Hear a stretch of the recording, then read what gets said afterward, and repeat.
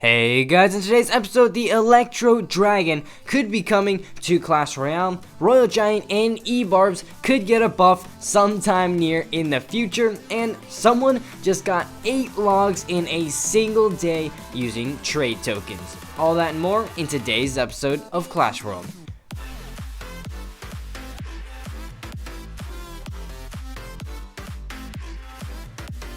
Hey guys, it's Legendaray here, and welcome back to another episode of Clash Worlds. In this weekly show, we take a look at the most recent announcements from the Clash Royale team, the hottest topics in CR esports, as well as what's going on in the community. Then we'll finish off the episode by breaking down the meta and featuring my off-meta deck of the week. If you're enjoying Clash Worlds, then please leave a like, subscribe, and hit that bell to get notified of every new video that comes out. And with that out of the way, let's get right into the first section, new in the arena. New in the arena is where we find out about what the Supercell team has been up to this past week. And of course, the long-awaited September update is finally here. Yes, of course, you all probably know the features in the update, so I'm just gonna go over them really quickly. We got a new Giant Goblin, a 6 Elixir Epic in Jungle Arena. A new feature called Trade Tokens allow you to swap cards with your clanmates. Even Legendaries. Find these tokens in War, in Challenges, or even in the shop. At the end of each clan war, you'll get a small reward called War Bounties. These include gold and a possible trade token. War Day now counts for Crown Chest. Clans can set required trophies to 6,400.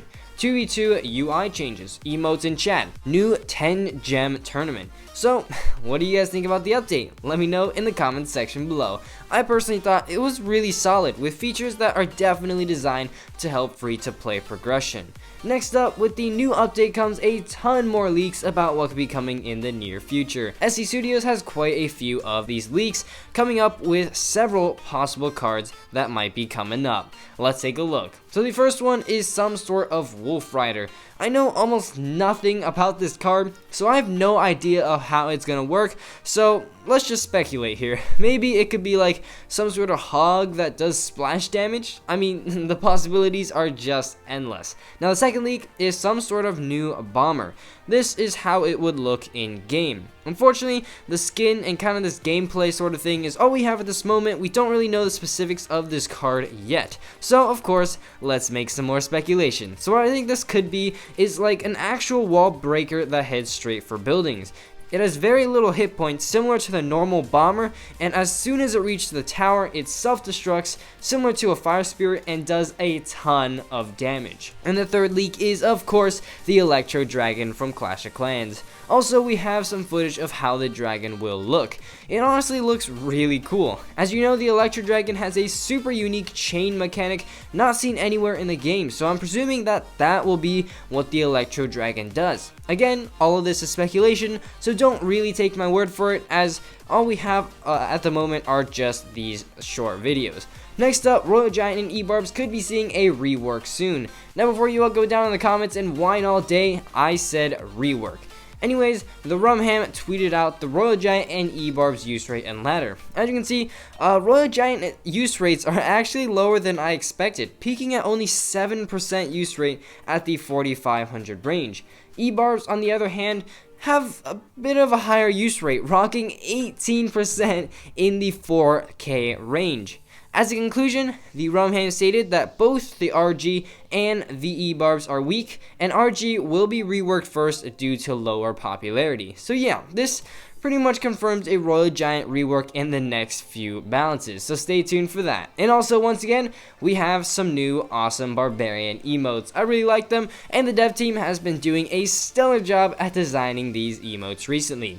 Keep up the good work. Now that's gonna do it for New in the Arena. It's time to check out the Esports Update. The Esports Update is a segment where we take a look at the new and rising pro players as well as recent esports competitions. And as usual, just to keep the video short, we are only going to be going over the North American region of CRL. This week, as usual, we are seeing some of the closest, most top-notch matches ever in Clash Royale. So far, 100 Thieves lost 1-2 to Cloud9, Immortals won 2-0 over Team Solomid, CLG lost 0-2 to Complexity, Cloud9 beat NRG 2-1, NRG beat Tribe Gaming 2-1, and the Immortals beat CLG 2-0.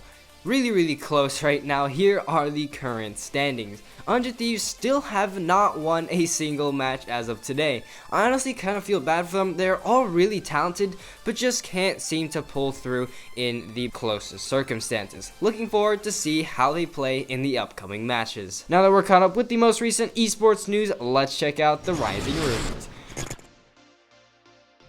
Now, as you know, with the update comes those new adjusted levels. However, this change has undeniably caused some backlash from the community, especially on Reddit. I mean, many people just aren't used to the new level system. However, I think that most of us will have adjusted to this new system in a few weeks, so I honestly don't think it's gonna be that big of a deal. Sure, the first few days are gonna be pretty rough, but I mean, I'm sure we'll all get over it.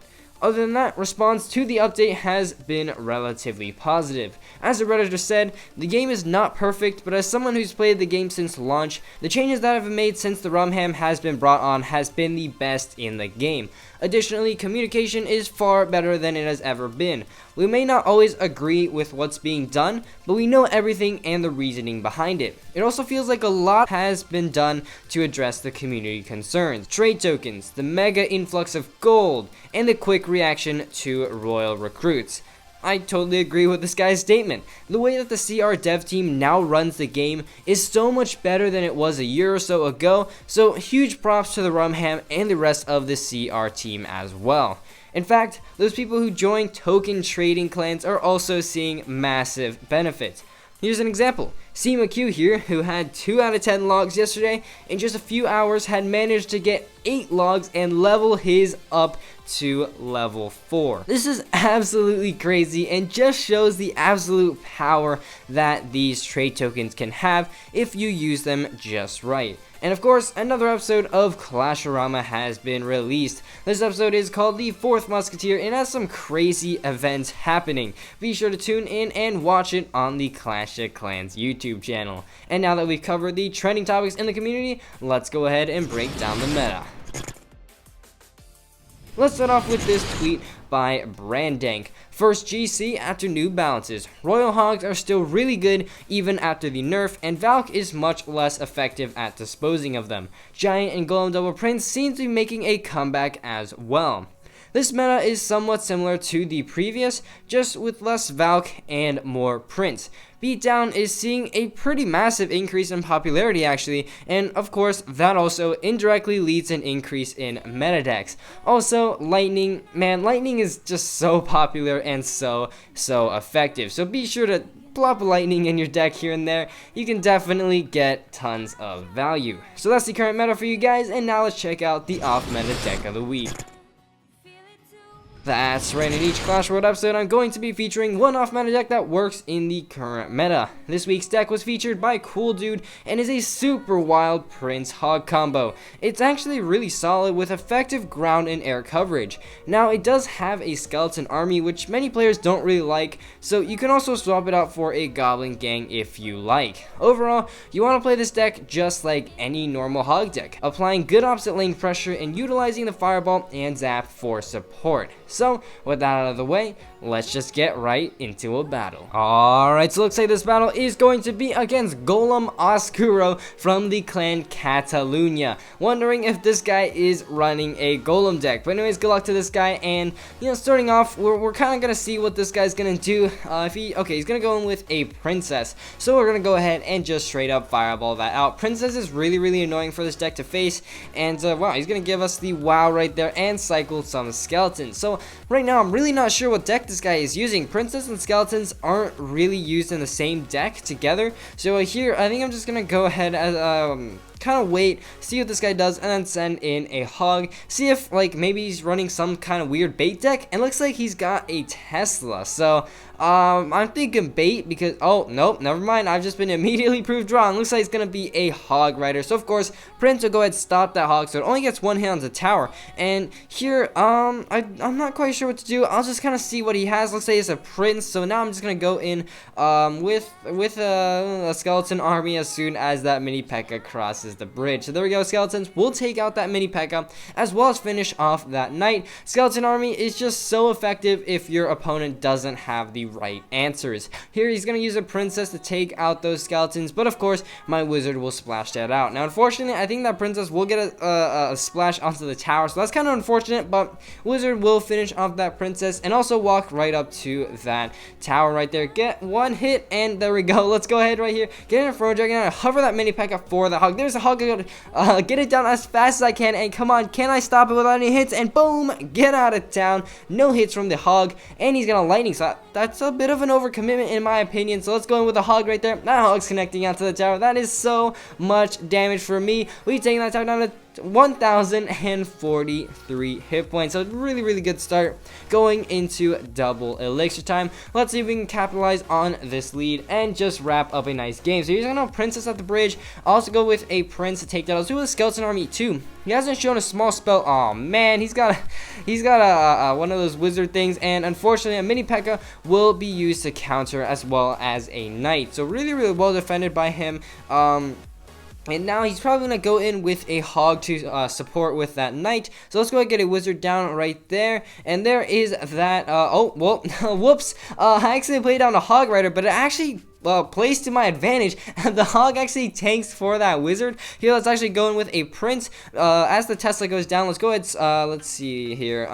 Let's go ahead and quickly zap all the skeletons. And can that wizard get onto the tower? And yes, it does. It gets one hit. And yeah, now let's go ahead and get Inferno Dragon to go ahead and chow down onto that knight. He's giving me a good game. I think I got the game as well. Let's go with the predictive fireball. We're not going to catch anything, but the hog will get 2 hits onto the tower, finish off the game. And there we go, GG, showing you guys how powerful this deck can be. So there we go, that is the off meta deck of the week. Definitely recommend you guys give this deck a try. It's really good, especially with the prince hog combination. If you want to submit your own deck to be featured, feel free to leave it in the comment section below. But unfortunately guys, that is all I've got time for in today's episode. If you enjoyed, please leave a like down below as well as a subscription to my channel. And as always, this is Legendaray, and I'm signing off. See you guys next time.